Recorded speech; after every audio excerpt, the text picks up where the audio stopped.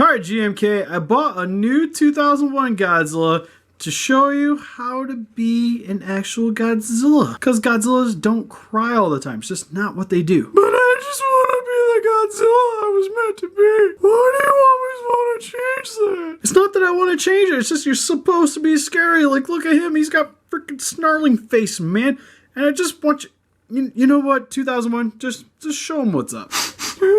Wait, no. Why are you so mean to this one? I'm not trying to be mean. I just want you guys to be Godzillas. It's okay. I won't let him hurt you anymore. I appreciate the moral support. God, I hate you both. Hey, just welcome to Super Report Reviews. My name's Steve, and today we're going over the Neca 12-inch head-to-tail Godzilla 2001. This guy is also affectionately known as GMK Godzilla, and you might know him from the film Godzilla, Mothra, King Ghidorah, Giant Monsters, All Out Attack. If you guys haven't seen the film, not my personal favorite, but it is a pretty beloved film by the Kaiju community. And this is the main reason why this figure is getting a release is because of just how popular that movie is. And with the release of the SH Monsters GMK Godzilla that came out not too long ago, we're going to delve into this figure and see if he's actually worth purchasing over the SH Monsters version. So without further ado, for his packaging, you'll currently notice he's not in his prison. That's because we already filmed this once, I did it with Arnez, and the file got corrupted. So I have to sit here and redo it. But thankfully, I did do some pictures, which, for the packaging, it's literally the exact same thing as what we got with each of the other packagings, with the Bandai Creations image on the background. It says Godzilla on the bottom, 2001. On the back of the packaging just shows him in a dynamic pose, and on the bottom some legal mumbo jumbo. So now that we got that out of the way, he's opened up out of his plastic prison, and we're gonna first go into this figure, which, for starters, he actually has his tail detached when you get him out of the packaging. If I can pop this bad boy off. There we go. And what you do is you're just going to want to attach to the ball joint. You're going to want to make sure to go straight onto it. It's pretty easy to do. If you have any hard time, just use a hair dryer, apply it towards the hole where the ball joint goes into. Makes it really easy to do. And all this is a rubber tail, has a bendy wire on the inside of it. Though it is a tiny tail, so you can't really get a whole lot of articulation out of it. But what's nice too is I don't feel like the wire is going to be popping out of this or anything anytime soon, which is a positive. And just to get straight into him, head sculpt actually looks really nice on this figure. When I first initially seen the concept images of him, I didn't think it looked that great, to be honest. Because you'll even see here, he has some elongations in the scaling, and it kind of goes in this wavy pattern going towards the back of his head. You'll notice it here on the opposite side as well. Kind of gives him more of a gill appearance on the side of his face, which I'm still not 100% sure if I really like it, because it kind of just adds a little bearded effect to him. He's got some chops. But overall, I actually really don't mind it on this figure, especially having it more in hand. It doesn't really look all that bad, to be honest. And one thing I love is his snarling expression that he has. You can see some extra teeth protruding out from the gums, and I just love the expression. Just really gives him that menacing look that GMK should have, because he was definitely not a very nice kaiju. You can even see on this side it's lifted up a little bit more. So it definitely gives him a more intimidating look. For his eyes, glossed over just like they should be, and a very matte white paint job. And overall for Godzilla's color scheme, you can notice that on the head, and then you also can see here on the body, is that he's done in a very camo green coloring. Which is odd. Odd choice for a Godzilla, because Godzilla's not green. Because you notice in the film, he's charcoal gray. That is generally what Godzilla's color scheme is.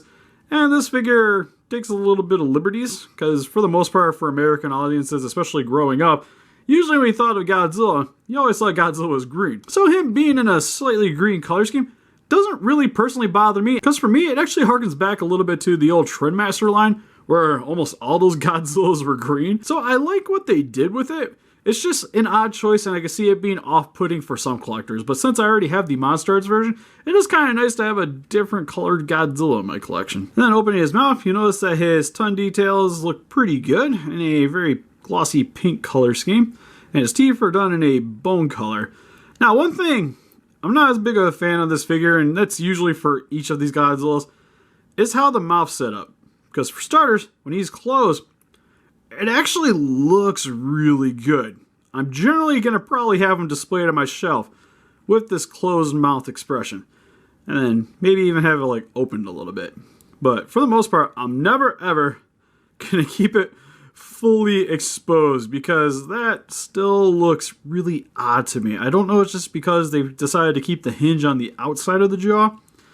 I think that's my primary concern because it still doesn't line up very well because of the way the mouth's sticking out. What I think would have been kind of nice for me to see, that might have solved this little issue, is on the 1954 Godzilla, when you articulate his jaw, it actually goes into the neck. So it hides a little bit better and it flows into the mouth, kind of like what they do with the Estes Monstars versions.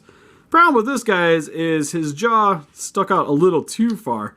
So you'll see that the lips line up to the front of the upper portion of the mouth. Now, with this guy, they fixed the problem, but when it's open, it just looks a little goofy to me.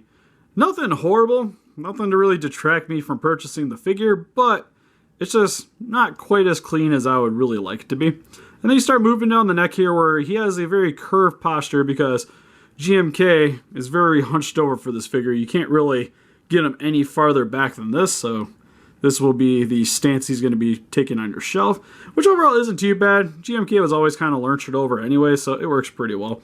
His head's slightly lifted on the top portion of the neck. You can line it up though if you adjust his neck, but then he's going to be mostly looking down because if you want to bring it up and have him looking straight, it looks a little cockeyed, but overall nothing too bad. Remember, the molded details for his skin looks really good. You can see all the wrinkles going across the back of this figure. Looks really nice. Neck lining looks really good. And actually what's kind of neat to see on this figure too is the way it kind of flows. It flows more like a suit, which is really cool to see. Because you'll even see here on the bicep where it's slightly folding in, which you wouldn't see that on a normal creature. But on the suit, that is something that would be incorporated into it because the way it's going to flex, it's going to look kind of weird. For the most part on the rest of the figure though, I'm not really noticing anything else that's really suit actor feeling, because here you can see some of the bulging from the muscles on his legs, his giant kneecaps, which on this figure actually blend in very well with the legs, which is really cool to see. Then go over the rest of his forearms real quick. You'll notice that his elbow kind of goes over his bicep, and then when you bend it, it does stick out a little bit. Nothing too bad, but it kind of gives him more of like a armor plating feel on the front section of his forearm than actually being a part of the arm. So it's an odd choice for how that joint's going to be sitting there. On the other arm, it's not quite as noticeable, but it still looks kind of odd to see the elbow shifting with the arm, because then you'll notice here where when you're bending the joint, the paint's gone right here, and it's a little bit more glossy. And generally, the actual color I would expect to see Godzilla under there. Now, one thing I really like about this Godzilla is for his hands, his claws look flipping gnarly, which his nails are done in a bone coloring, with the rest of it being the same green we've seen on the rest of the body here. But he actually has a hinge here, so he can look like he's gripping.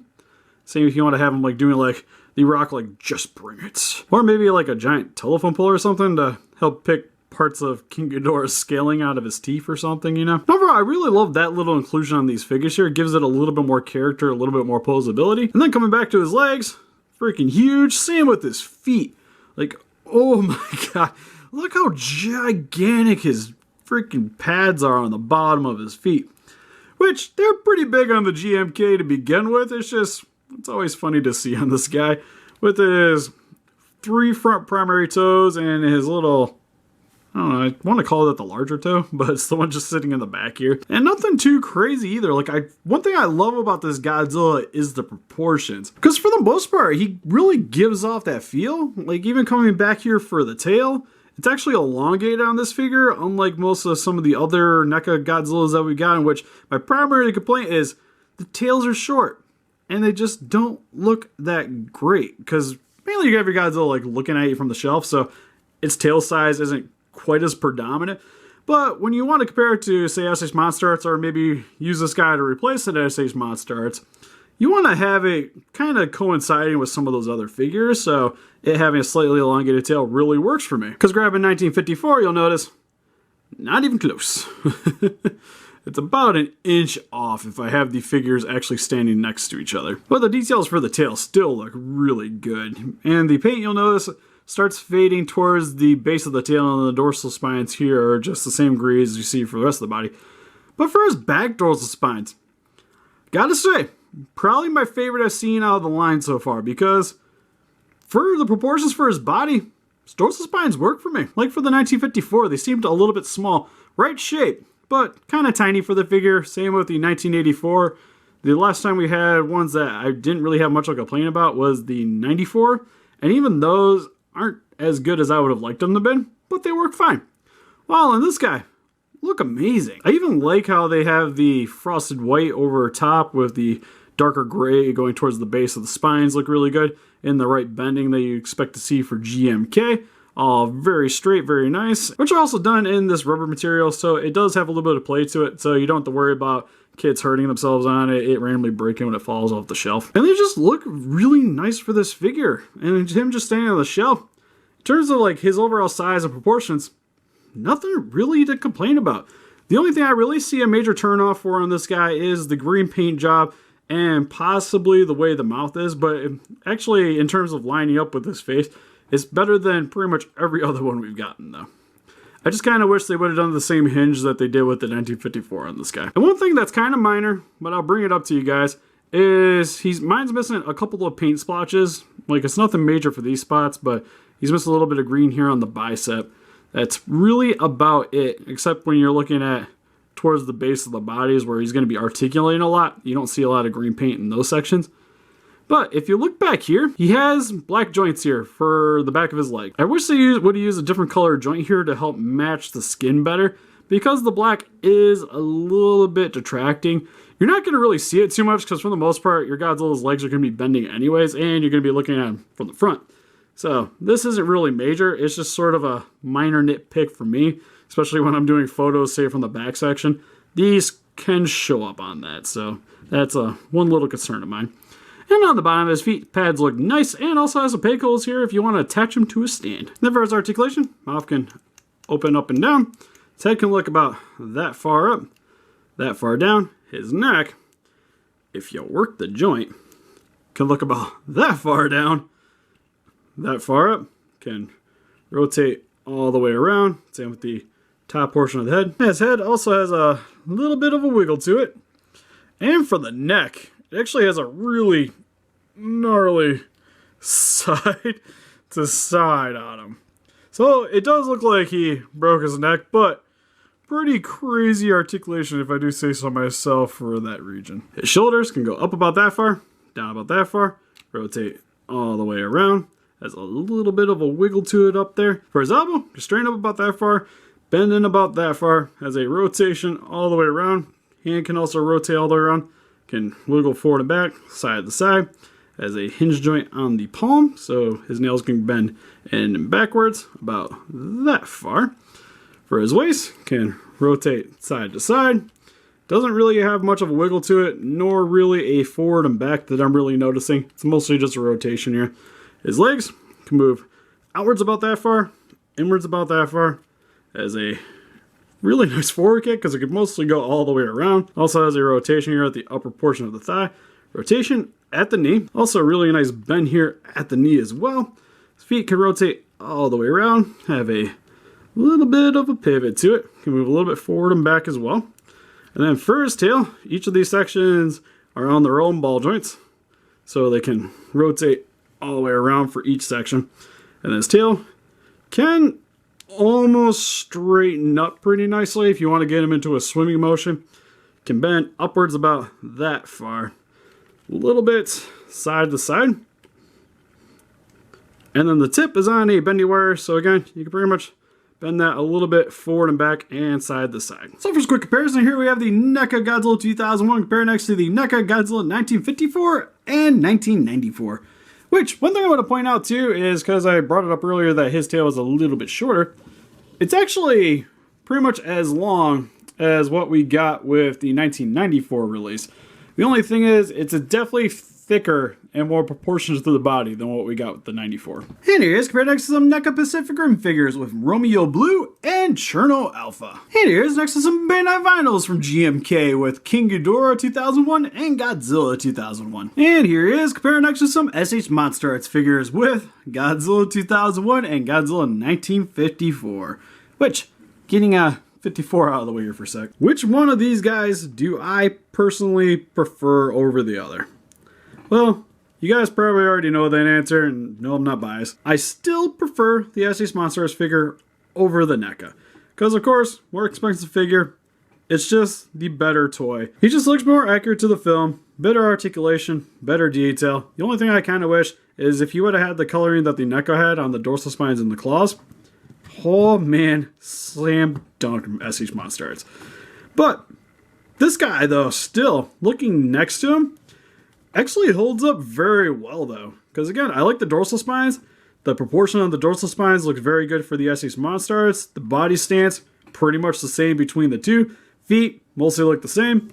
Tail size, the Estes Monsters one is a little longer, but it's nothing too crazy to really deter me from that. And the head sculpt, granted, I do like the Estes Monsters one a little bit more because he just looks freaking adorable. But this guy definitely has the more menacing expression, so it kind of can swing both ways. The only thing is that they would have dialed down on the side of the chops a little bit for me, because you'll see here even his elongate just a little bit, but it's not too crazy. Not as much as what we see on the Neca version. And if they would have done him in the same charcoal gray as the Estes Monsters version, I would probably actually recommend this one to you guys, to be honest.